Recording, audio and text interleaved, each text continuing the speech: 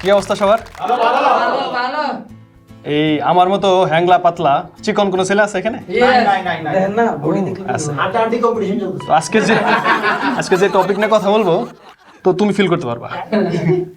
মানে যে আমার মতো যারা হ্যাংলা পাতলা চিকন ছেলে, এদের মা বাবাদের সবসময় দুইটা প্রশ্ন ফেস করতে হয়। এক, আপনার ছেলেকে কিছু খায় না নাকি? দুই, আপনার ছেলেকে কিছু খায়টাই নাকি? ছোটবেলায় মানে সায়েন্স নিয়ে লেখাপড়া করে ডাক্তার হওয়ার খুব ইচ্ছা ছিল, কিন্তু সেটা হইতে পারিনি। এর জন্য দায়ী আমার স্কুল টিচার। সে করতো কি, যখন কঙ্কাল বিদ্যা সম্পর্কে ধারণা দিত, আমার শার্ট টাট খুলা সবার সামনে দাঁড়া করে দিত।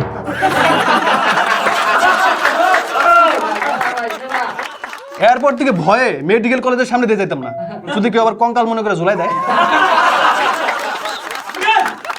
আমার স্বাস্থ্য এতটা চিকন ছিল ছোটবেলায়, আমি যে টেবিল ফ্যান গুলো আছে না, ওগুলার সামনে দিয়ে যেতে ভয় পাইতাম, যদি বাতাস উড়াই নিয়ে যায়।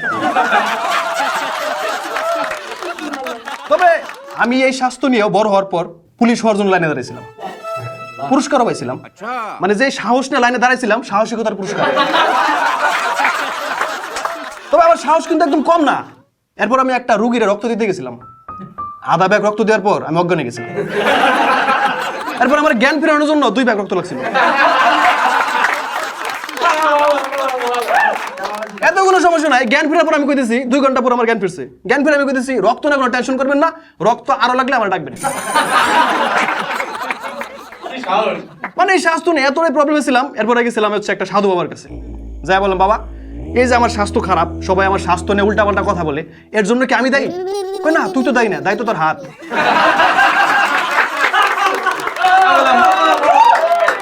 বলো, বাবা এটা কি বললেন, হাত কেমনে দায়ী? কত আর হাতের রেখার মধ্যে তো স্বাস্থ্য নাই। আমি বললাম, কোনো ওয়ে কি নাই যার মাধ্যমে হচ্ছে আমি আমার স্বাস্থ্যটা একটু ঠিক করতে পারি?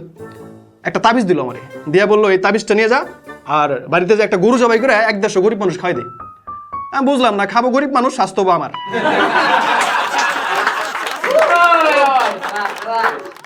একদিন রাত্রিবেলা আমি আসতেছি, রাত মনে হয় 3টার মতো বাজে, আসতেছি, হাইজ্যাকার ধরছি, ধরে আমার বলতে চাই তোর কাছে কি আছে দে। আমার কাছে আসছিল 150 টাকা, আমি দিছি। বলতেছে গড়ি খুল, খুলছি, শার্ট খুল, খুলছি, প্যান্ট খুল, খুলছি।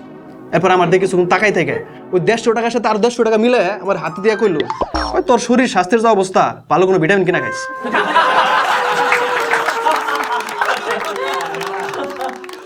গভীর রাত, আরেকদিন রাত্রেবেলা আমি গরমের দিন, আমি শার্ট টার্ট খুইলা হাঁটতেছি রাস্তা দিয়ে, গ্রামের রাস্তা। তো পাশে সামনের দিকে একটা কবরস্থান, আমার একটু ভয় ভয় লাগতেছে কবরস্থান, কিন্তু একটা লোক বসে আছে সাদা পোশাক পরে।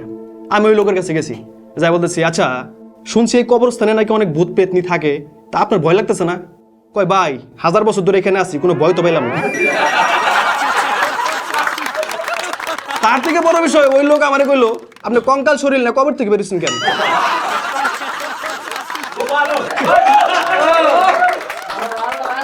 এরপরে যে ডাক্তারের কাছে গেছিলাম বলছিলাম, ওই ডাক্তার আমারে রুচি হওয়ার ওষুধ দিছিল, মুখে রুচি হওয়ার ওষুধ। ওইটা আমি কিছুদিন খাওয়ার পর ওই ওষুধ খাওয়ার রুচি আমার চলে গেছিল। সবশেষে একটা কথাই বলতে চাই, এই আমার শরীরটা আজকে বেশি ভালো না।